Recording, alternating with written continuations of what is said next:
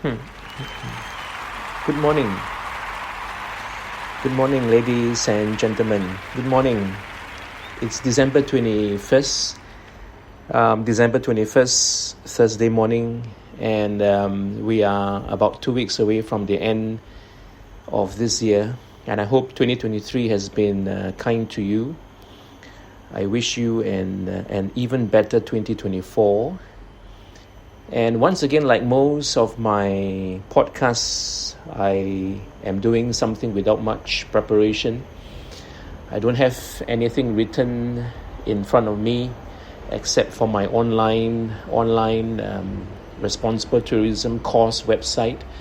And I have been posting on LinkedIn posts relating to climate adaptation the last 2 months, and I just posted another one talking about climate adaptation and ecotourism. Today's podcast, I want to explore the possible link between these three things: tourism, or for that matter, responsible tourism, climate justice, and then adaptation. And as I said, I don't have anything written prepared, so I might sound a little unsure from time to time, and I hope that you will understand. I think as we understand climate change better, as our understanding of this largely anthropogenic crisis becomes better, we also begin to understand the nature of climate adaptation. Adapting to a changing climate also happens in many tourist destinations. And climate adaptation is a pretty wide topic which we can spend weeks and weeks and months and probably years to understand it well. Climate adaptation is being performed by people all over the world as global warming intensifies, as rising sea levels worsen.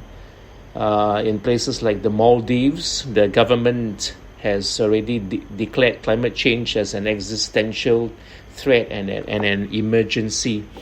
And Maldives is one of those places where tourism is a very big industry. And so climate adaptation itself is a rather complicated topic.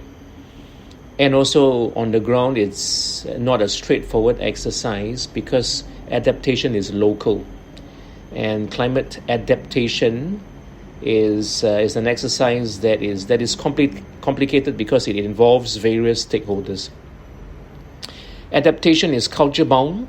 That means what happens in Vietnam probably is going to be different from that in Thailand and Malaysia and China and Australia and so on. So when we look at responsible tourism, or when we look at tourism trying to be responsible in as many ways as it can be or it should be, we perhaps then, as we draw the link between tourism trying to contribute more and more to reducing the negative impacts of climate change and adding or contributing to maximizing the positive impacts. And we discover as we talk more and more about what tourism can do to make climate change less and less of a crisis, or as we talk about how the tourism industry can reduce the negative impacts of climate change, we begin then to realize that tourism, after all, has potentially a very big role to play in enabling places to better adapt to a changing climate, which is no small deal.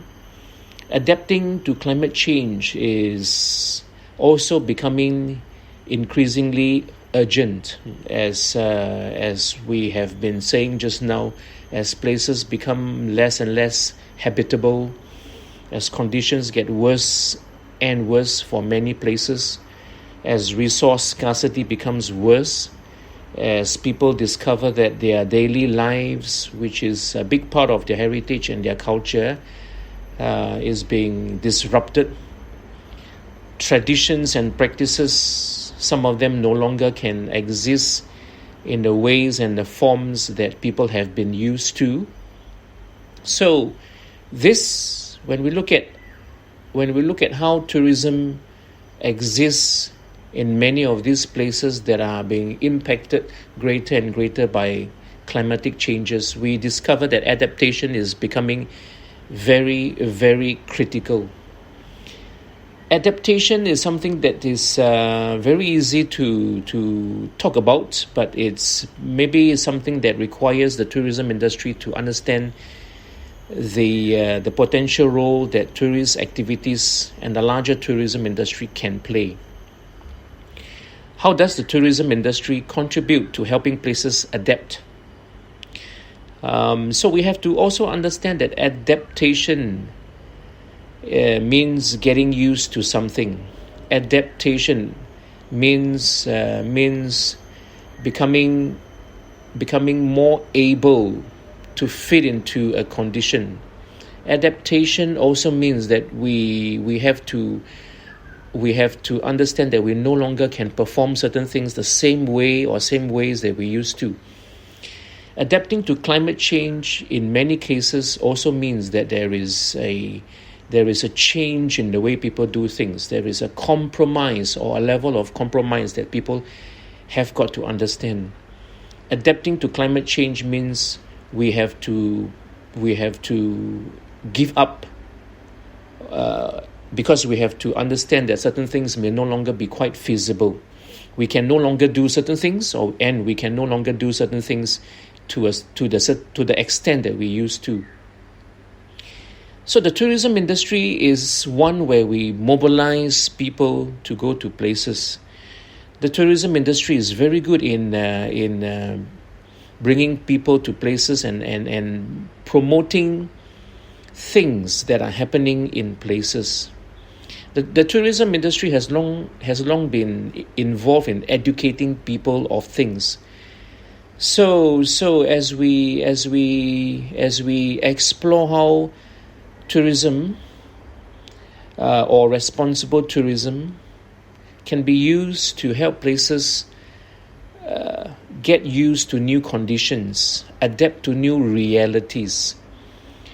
As tourism happens and grows in some of these places that are being heavily impacted or increasingly being impacted by climate change, we perhaps can see and begin to understand that the presence of tourists can mobilize and assist in helping local communities